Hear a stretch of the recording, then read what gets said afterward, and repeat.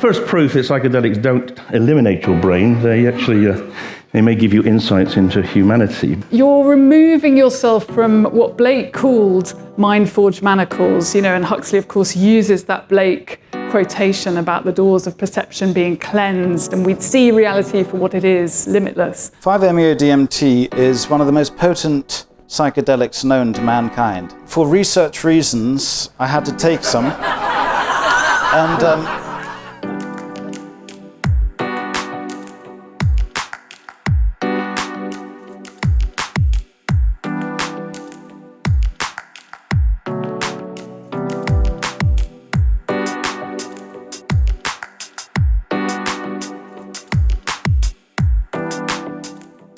Okay, I've got a candidate for not the way to go forward, which is I was reading about in the University of Florida, a researcher discovered that if you, there's this poor creature called the South American cane toad, and there was this experiment where if you licked the head of this poor toad a couple of times, you got a sort of equivalent to an acid trip.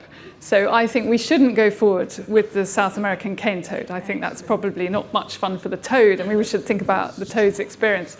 But I think I was quite interested, actually, and this is to add a kind of, again, I suppose in terms of the philosophical aspect of the debate, all of these new smart drugs and the nootropic drugs, again, sort of coming from nous, nous, the kind of idea of mind, and the sort of possibility then that you can have this sort of perfectible, high-performing mind, which has a brilliant memory. And it's obviously doing brilliant work with narcolepsy and with ADHD and with really serious conditions, Alzheimer's. But if you push that into a more kind of, who's going to control decisions about, how improved the mind might be, is it going to become normative then to have amazing powers of focus and consciousness? And if you don't want to do that, you become like someone in, on the west coast of America who doesn't want plastic surgery or that sort of thing, kind of. So this really interesting adaptation of the mind through these kinds of drugs and where that will go, and whether you're in kind of Brave New World, which Huxley writes in 1932, where he says Soma's kind of a bit worrying and creepy, or whether you're in his final novel, Post-Mescaline, which he writes in 1962, Island, where he says actually, you can have quite a nice society if people have access to a sort of, benign drug that makes them feel better. So it's a real question of which future you end up in.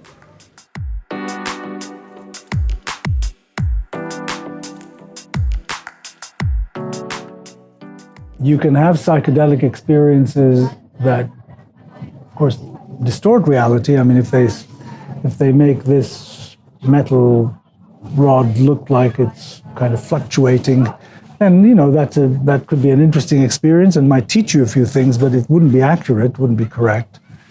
Then, of course, there might be things that it reveals that are completely consistent with things that you already know, and they're just being revealed to you by that experience. That's also great and good. But as I say, the issue of, is there a single reality to which all of our thought is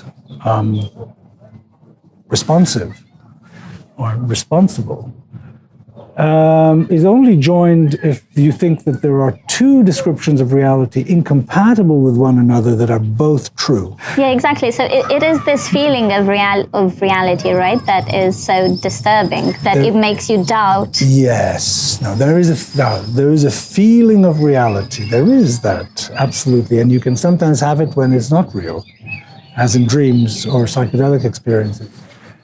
Now, the relevance of that is not so much to the question of truth and relativism, but it is to the question of knowledge, how we know what is true, how we know what is a fact.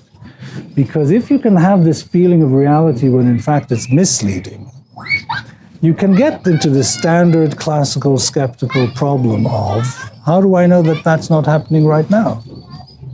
I have this strong feeling of reality, things seem very consistent, I seem to be sitting here talking to you, but maybe that's not real, right? So the classical skepticism is not, is a real problem, it's not dismissible. It doesn't raise any question about relativism, it doesn't raise any question about truth. In fact, presupposes that there is truth and it's objective, and the question is how we know what it is.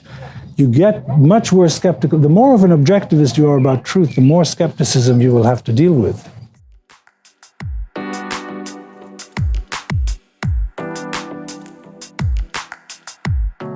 So there I was, my first term, I'm 19, first term at university, having a great time, and I was seriously sleep deprived from having such a great time and staying up too late and getting to 9 o'clock lectures and all that. And went back to a friend's room late, had a little bit of a smoke, listening to some music. Anyway, there I am listening to this music, sat on the floor, 2 friends with me, and I start going down a tunnel. That on the left is the drawing that I made of the tunnel a little while later. It was a tunnel of trees, a tunnel of leaves. There were leaves all around, and it was kind of autumnal. It was sort of orange and brown. And I was zooming around down this, leaves and trees flashing past, like sort of galloping horse noises. Whenever I walk in the woods and I see a tunnel like that, it takes me back to that experience. Well, I'd never heard of tunnel experiences. I'm going down the tunnel, and my friend said to me, "Where are you, Sue?" Ask yourself that question now. Where are you? What happens? You immediately go, well, I'm here and there's a tent, at least I think that's what happens to you. And I tried to do that and I was like really confused and I thought, well, I'm in Vicky's room and then everything kind of cleared. I'd been feeling very drifty and weird and everything suddenly cleared and there I was looking down on the room from above. And it was quite extraordinary. Everything looked completely vivid and totally wow, more vivid than vivid, more real than real. It was really, really amazing. This is interesting for many reasons. Dualist ideas have been around a very long time. That's an Egyptian, ancient Egyptian depiction of the bar leaving the body at death. There's astral projection theory, modern near-death experiences. I'm not going to be talking about near-death experiences today, but you get the out-of-body experience is a part of a classic near-death experience. And these are all dualist ideas. And of course the religions, the major faiths, could not exist without some kind of dualist belief. I mean, the threats of hell and the promises of heaven would not work and entrap people in religious belief if it weren't for the natural belief in dualism. Because without dualism, there's nothing to survive, and well, there are other possibilities. Perhaps we can come back to that later, but it's kind of fundamental. And little kids from very young age start to think dualistically.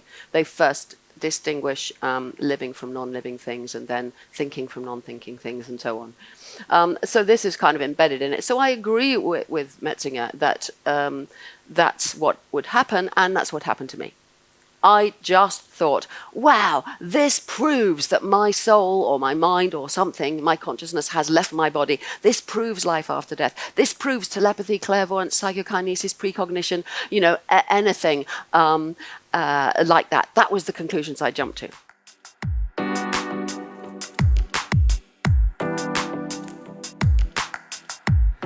And here you're here just to talk you through visually what's happening. So in the normal situation, your brain reconstructs those light and sensations that come into your retina, and it reconstructs into images. But under psychedelics, it can't. It can't organize them in the way it's always organized them. And that's why you see things differently. And what's actually interesting, and this is what is remarkable, in 1954, 2 scientists from MIT predicted, they wrote a paper called What the Frog's Eye Tells the Frog's Brain. That's what frogs see. That's the very low level processing of your visual cortex. The only time you can actually see how the brain visual system works is under psychedelics, because the build-up to make the full image is broken down, so you actually see the early processing, which is, again, a very interesting concept in neuroscience. But the other thing that happens, if you take away the control centers, the brain can connect in ways it's not allowed to. The process, as you probably know, those of you who've got kids are really engaged in this hard. You've got to make kids do the same thing all the time, otherwise they end up being very difficult. They've got to speak the same. The glass has to mean the same thing every time. You have to always learn, systematically to be part of the human community. Everything's got to be organized. And that means that the brain becomes very good and very efficient at doing simple things repeatedly. And when we image the brain in the normal state, we see that Most of the activity of the brain is round the edge. Bits of the brain involved in hearing talk to hearing, and bits of the brain involved in seeing talk to seeing, but there's not a lot of cross-connectivity.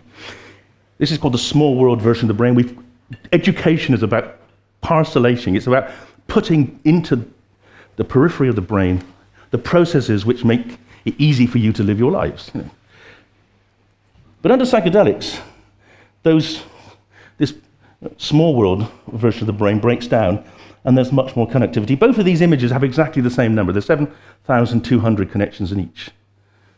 But normally, it's very localized, very constrained, very traditional.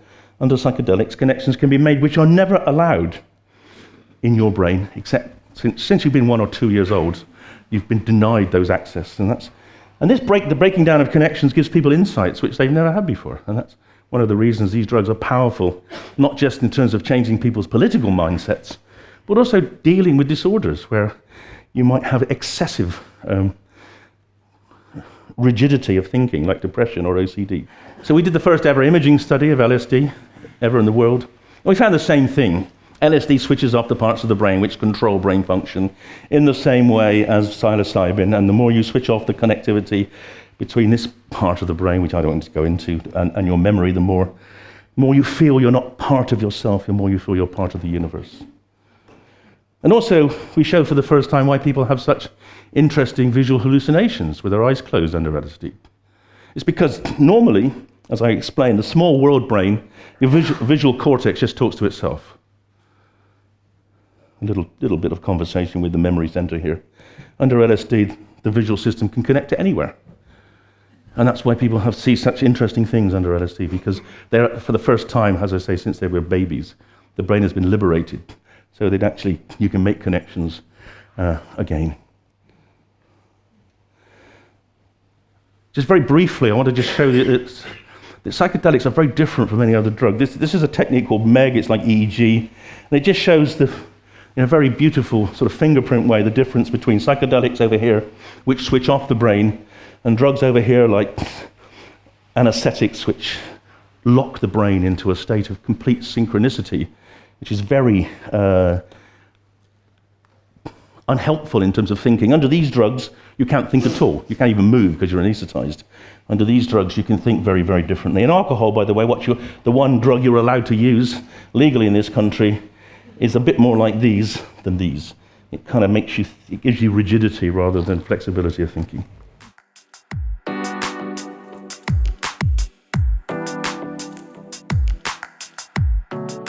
I just want to now talk about what I understand by mystical experience. So William James, then, in this book I mentioned, classifies it in 4 ways: ineffability, you can't explain what's going on; by noetic quality, which means in the experience itself, you feel like it's real, veridical. When you come out of it, you might not feel that anymore. You might feel, okay, that was weird, but completely mad, right? But in the experience itself, there's a feeling of reality. Transiency, he said, these things pass maximum 2 hours. Of course, this was before LSD, 12 hours. And passivity, which means you lose agency. You lose your ability to change things. You know, you're at the mercy of the influx of experience, which is partially, true to a certain extent, I think. Another way of defining mystical experience from Bertrand Russell in his great essay, Mysticism and Logic. 4 criteria, not quite the same. He says mystical experiences are intuitive and revelatory rather than rational or intellectual. In other words, you don't work them out, they just come to you. He writes this: there's always this sense of unity. So this was not in William James, just in Russell. Pantheism in religion, monism in philosophy. He talks about the unreality of time being very common, and the very interesting, with regard to ethics, the unreality of good and evil. Octavio Paz also spoke about this. He said, psychedelic drugs take you out of your cultural ideology and your notions of good and evil and make you see them from afar. A form of nihilism, in a way. I mean, he went to prison for his pacifist work, of course, Bertrand Russell, so he was a moralist in one sense. But it's interesting how, arguably, psychedelics can pull you out of your culture. Arguably. That's what Marcuse said, about the political expedience of psychedelics. Anyway, there's another definition of mystical experience. Now, Walter Stace wrote this very influential book in 1960 called Mysticism and Philosophy, where he has 7 criteria for the mystical state. Now, this was very influential in creating the Hood mysticism scale, which is used in clinical trials today. But a lot of people say it's not good enough, you know. But anyway, what is it? So it talks about, there's introvertive and extrovertive mysticism. Introvertive is basically eyes closed. Extrovertive is more like nature mysticism, the kind of mysticism that maybe the romantic poets spoke about, like Wordsworth especially. So those are two broad categories. And then he talks about the unitary consciousness, the one void pure consciousness that has many words. Names. He talks about non-spatiality, non-temporality, introvertive only. Sense of objectivity or reality, what James calls noetic quality. Blessedness, peace, that's new. Feeling of the holy, the sacred or divine. Paradoxicality, so for example, you might be here, there at the same time, or something might have been in the past and the future, or the past and future exist at once, that kind of paradoxicality. And alleged by mystics to be ineffable, like indescribable once more, even though he describes it here and writes a book about it. Now, so that's one view of mysticism, but there is an interesting debate that has been going on for a number of decades, since 1978 really, which really maps onto new psychedelic philosophy and science really, which is this: perennialism as against contextualism.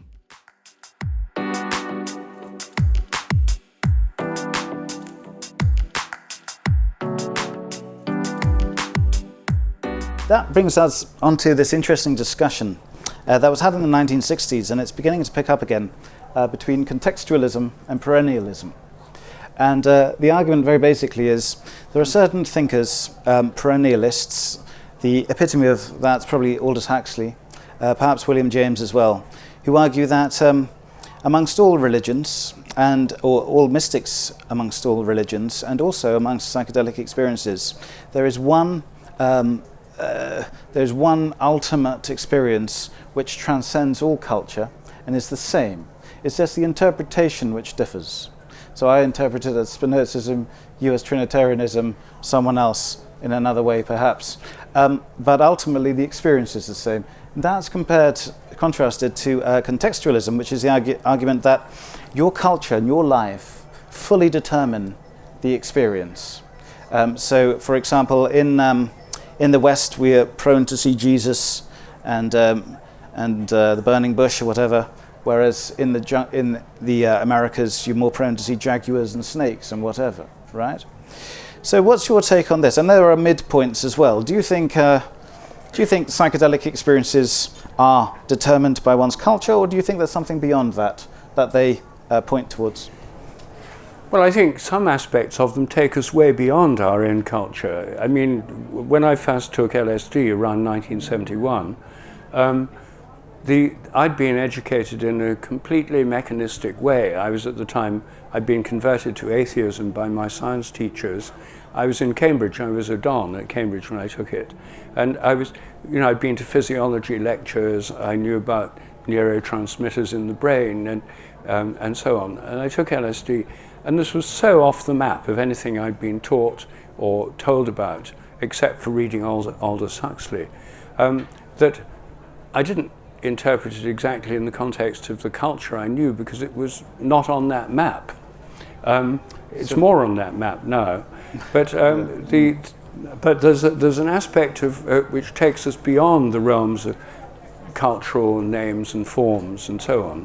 And what do you think that experience, so that tends towards a perennialist viewpoint.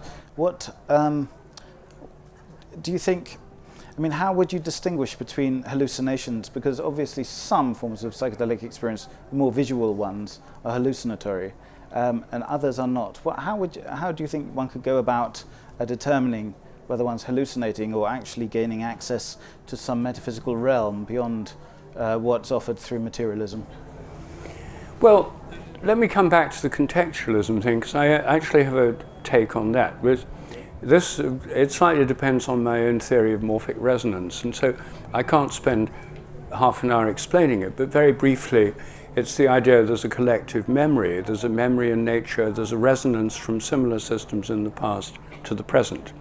So if a lot of people in the Amazon take ayahuasca in shamanic cultures where it's all about jaguars and with particular mythologies, serpents, jaguars, and so on, then if Westerners come along and take ayahuasca, the same kinds of changes are going to happen in their brain, which may put them in resonance with those who've taken it before. And so there may be a culturally shaped collective memory of the ayahuasca experience, which affects people who don't come from that culture at all. And when Claudio Naranjo, a psychotherapist, gave ayahuasca to middle-class people in Chile and Santiago who'd never heard of Amazonian jaguar cults, they had visions of jaguars and things. So I don't think it's because there's molecules in the brain that respond to dimethyltryptamine and create jaguar images inside the head. I think it's because they were picking up on a kind of collective memory through morphic resonance of the culturally impregnated experience. So we're currently going through the so-called psychedelic renaissance, so-called. Why do you think psychedelics are becoming popular now in many fields once more? What do you ascribe to this renaissance? I think because they're opening up people's minds to this much larger realm of the mind for exactly the same reasons that I find them so liberating. And I think for many people they're a kind of rite of passage out of a shrunken materialist worldview into a wider view of consciousness.